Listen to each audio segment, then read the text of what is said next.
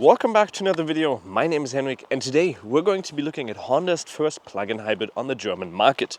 This is the Honda CR-V in the plug-in hybrid variant. Starting price of the normal CR-V is going to be 49,600. If you want to get the plug-in hybrid version, 60,800. With the only extra that we have on here, which is the Diamond Dust Pearl color, which is going to cost you 1,100 euros. It's going to cost you 61,900 euros to get the car the way it's standing here. If you decide to get the plug-in hybrid variant, you also get the highest variant, which is the advanced variant. From the outside, that's going to mean it's going to look the most aggressive and the best, in my opinion. You get a black front design in the grille, which is going to be fake on the side, wheel in the front to cool your radiator and engine. Down here, you also get your logo in the blue surrounding to indicate that it is an electrically powered vehicle as well. Down here, wheel intakes apart from the side. This, however, down here would also be in black if you decide to get the black Aero package, or the Aero package, which is going to cost you 2,550 euros extra. You get a bigger front lip spoiler, a rear roof spoiler, also in black, a rear diffuser in black, and also some more side skirts, which are also going to be in black. Here, also wheel on the side, just to get some more airflow onto the side, and automatically high beams in here with full LED lights. Dimensions of the car are going to be 4.70 meters long, 1.68 meters high, and also 2.15 meters wide with the side mirrors. You will get 15.3 centimeters of ground clearance. If you want more, you'd have to get the full hybrid variant. That's going to get you 19.4 centimeters of ground clearance. In the front, you have an option between 3 different rim options. 2 of them are going to be black, 1 is going to be in gray. That is all going to be 18-inch rims, which are light metals, 235/60s in the front, and also on the rear, 330 brake diameters or brake disc diameters in the front and also on the rear. Up here, you're going to be able to charge it. We're going to look at that in 1 second. Automatically foldable side mirrors. Theoretically, if you get the Aero package, which I already mentioned, you get the side skirt also with a little bit of black touches. Tinted out rear windows, a roof capacity of 82.6 kilograms. That's a very specific number. And up here, you're also going to be able to load this car up with some fuel. So let's look at all of the details about the engine layout and also how far you could theoretically go with that. In voiceover Henrik. The drivetrain consists of a 2-liter petrol engine with a direct injection, which produces 148 horsepower at 6,100 RPMs and 189 Newton meters at 4,500 RPMs. This is joined by an electric motor with 184 horsepower and 335 Newton meters. Then you also have a 17.7 kilowatts an hour battery size, which you can charge at 6.8 kilowatts. The transmission is a further development of the eCVT automatic transmission, also the IMMD if you want to be exact, from the Civic Hybrid, which is equipped with an electric motor and also simulates gear changes while driving. Another new solution of the plug-in hybrid variant is the double gear ratio, 1 low and 1 high. This means that Honda can also engage the combustion engine at low speeds, so somehow a gearbox that has built without a gearbox. You have an electric motor that works as a generator and that can charge the battery, and one that is used for driving. The combustion engine can drive the front wheels, and this is also a little bit different compared to the Nissan X-Trail, for instance, which has a 3-cylinder engine which is only used as a generator to drive the electric motor. Hopefully that kind of explained it. Still a very complicated setup, which is also patented by Honda. The rear really does remind me of a Volvo, especially on the side here. If you look at the light, how far it goes up, very typical Volvo lights in my opinion. If you get the Aero package that I mentioned a couple of times now, you'd get a bigger roof spoiler in complete black, and you also get the centerpiece of the diffuser down here in black. One of the exhausts here is only real. Well, the exhaust pipes are not real, but there is going to be exhaust pipes inside of them, so the cover is fake. Blue Honda surrounding logo as well, and you can open this automatically in here. 617 liters up to 1,710 liters with a lot of storage space down here where you can put another pair of your charging cables. Obviously, you don't have a trunk in a plug-in hybrid variant. And if you flip the seats over, there is going to be quite a big hump in there. You also get a 12-volt charging port on the left side if you want to use that. You are going to be able to tow up to 1,500 kilograms with this plug-in hybrid variant. If you, however, get any other variant, so the full hybrid variant, that's only going to allow you to tow up to 750 kilograms, so quite a lot less. So in the back seats, you can see I got a ton of space in here. I can almost completely have my legs extended in here. I'm 1.80 meters tall, 5'11". Plenty of space to the front of me. That is adjusted to my liking. We have a little bit of storage space down there as well. If you want to sit in the center, well, then you can whip this out, and that's how you plug yourself in. And you also get a center console where you can flip down 2 cup holders in there, but you do not have a center tunnel, but you can do a 40-60 split in the center to get your rear seats down. 2 USB-Cs in there, climate control in the back, but not a climate zone, so only the temperature that's adjusted in the front. Heated seats, however, in the back, that's very nice. Cool design here on the side with a little bit more of cheaper quality on the side, but where you have your arm on there, there's some like fake leather on there, which I like. All of the interior stuff is also basic or comes with the advanced package. You get a panoramic window standard wise, which doesn't go too far back, so you don't have a clear view out of it, but still fairly comfortable. And really, like I said, I have quite a good amount of space in here, and I can even adjust my seat. Oh wow, okay, now that is premium. Look at that. You can actually sleep in the back. Oh, that's comfortable. So let's take a look at the inside now, and I think it is a fairly premium inside. It feels nice, good quality, and looks fairly decent as well. It's a fairly wide car, so you do get quite an amount of good space in here. Also, center console is quite big in here with a little bit of storage space in there if you want to put some stuff in there. You have 2 cup holders in the center, a very interesting gear selector. So you have park there. For reverse, you gotta press it down in here. Neutral, drive, and B modus for more recuperation. Other stuff in here, which we'll talk about a little bit in the driving section. In here, we also have our cooled seats and heated seats, which do come with the advanced package as well. And those are fairly loud. If I put them for 3 for my passenger here, look at that. Listen to them. They get fairly loud. Ionic ones were always really quiet. And this grille in here, or the air vents, are supposed to indicate, well, the front diffuser, well, not the diffuser, but the front grille. Looks a little bit different, but still in there. The infotainment display, in my opinion, is a little bit, well, small, and it's easy to use, but just doesn't look very high quality. You do have Apple CarPlay, Android Auto wirelessly, which is nice. And otherwise, you have a couple of stuff in here which you can look at. You have navigation here as well if you want to check that out. One thing you also do get in here, which is nice, is you get a full 360-degree camera. And let's see how smooth that is. That feels very smooth. If I go all the way out, that's going in. If I go all the way out, let's see how long it takes. Look at that.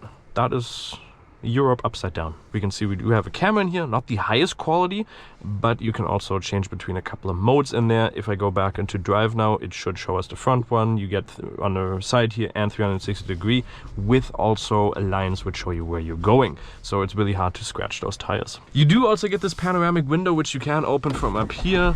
So there you go. Fairly quick as well. And a little bit of obviously shade in there, so you can, the wind doesn't turbulent too much. But I like to cover it up because it is fairly warm with 21 degrees. So let's drive it now and see what we can do. So I still gotta get used to this. It's really complicated in my opinion. You do also get electrical seats with memory function on the side. I've adjusted them and it seems like my colleague has put them back a little bit. The plug-in hybrid variant obviously allows you to drive electrically in the city and anywhere you want, theoretically. 81 combined and 101 kilometers if you just want to use it in the city, with 15.5 kilowatts of usage if you use the battery, with 0.8 on the very end of that WLTP trip. Otherwise, you'll be looking at a consumption of around 6.8 if you use the car just without battery. If you look at what we've been getting, if we go into the board computer on German, 29 liters. That is the average we've been averaging, totally not. But over the last 4,483 kilometers, 5.4 liters. That is combined with electrical range, but still very good because that includes Autobahn, highway, or Autobahn, country roads, city driving. This is my route that I've been doing. 50 kilometers of those were Autobahn, each of these with really no battery at all, or having it on auto with only 2 bars of, as you can see right down there, 2 bars of the engine, the battery is still loaded, and that got us a fuel consumption of 6 liters, which I think is fairly decent, and below that 6.8 that is claimed. And theoretically that was down to 5.8 before we put the battery into safe. You do have a couple of modes where you can change the way that the car works when it comes to, or also feels, and the battery. You can change this. You can see down there we have snow, we have tow, we have econ, normal, and sport. I usually just keep it in normal. But that also changes if you, for instance, go into the econ mode. You can change, or in any mode, you can change down here brake and, well, drive. Brake is just going to add a little bit of recuperation, and then with the pedals on the back here, you can change the amount of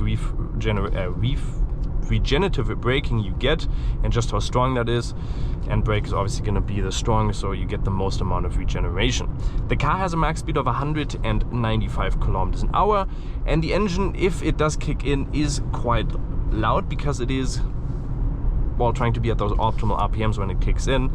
And if I accelerate a little bit more, it should kick in. You can hear the engine. Okay, that's actually fairly quiet, but I think when you're driving a little bit slower in the city, sometimes the engine does kick in at fairly high RPMs and just gets a little bit louder, but otherwise it's fairly well done with the way that the electrical system works, or the battery and also the electrical motor, the combustion motor, like I already mentioned in the voiceover part. It's just a little bit more confusing than the normal plug-in hybrid variant or variants that you get on other cars, but I think it is still okay done and does offer quite a good consumption, as you can see right on that consumption. You obviously don't get the most amount of horsepower compared to some other models, but still I think it's a fairly nice driving experience. The SUV also gives you that typical SUV suspension in this car, which wobbles you around a little bit, isn't too direct when it comes to the driving input, and is just, well, more of a heavy feeling, I think, because it just does, it's not as agile as you might expect from the, well, you wouldn't expect it from an SUV anyways, but it just, your typical SUV feeling, so you really don't want to go sporty in this car. But you can just enjoy a nice pleasant drive in here with a fairly good suspension, a fairly decent sound deadening, and a good interior quality as well. Surrounding view is also fairly decent. You don't have a big A pillar, the B pillar is also not too big, only the C pillar is a little bit bigger, but big window out the rear, and obviously with the 360-degree camera, that shouldn't be too much of an issue. If you do want to park this car in the city or just use it in the city as well, you do also only have a turning radius of 11.4 meters, so still fairly compact, and that just allows the car to be, well, a little bit more agile than you might expect in the city. And I think the side mirrors are also fairly big. They're very well in the height. They're good adjusted in those height department. If you're driving the SUV, you're also going to have a little bit more of a higher seating position, which is nice, so you have a very nice overview of the road. You get a heads-up display. What I don't like too much about the steering wheel is I always like when, for my infotainment display, the controls are on the right side and not on the left side. That's what they have done here, but still you get physical buttons, no touch sensitive buttons, which I like. And this is also nicely integrated down here. Your heated steering wheel is integrated down here, so you can press that and turn it on. Inductive loading, which works on my phone not too well. My phone doesn't really work well with any inductive loading apart from Volvos on the electric models. In the digital cockpit you can also show a couple of things. For instance, you can see right now we're completely driving an E, and now recuperation, it just shows you what the engine is doing there as well.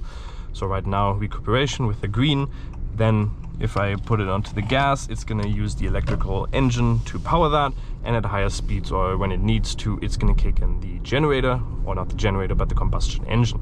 You can change between those quite a good amount, so you can have, for instance, our fuel consumption on there, which still shows 5.8, but on there it says also 5.8. How's that just gone down by 0.2 liters? That's interesting.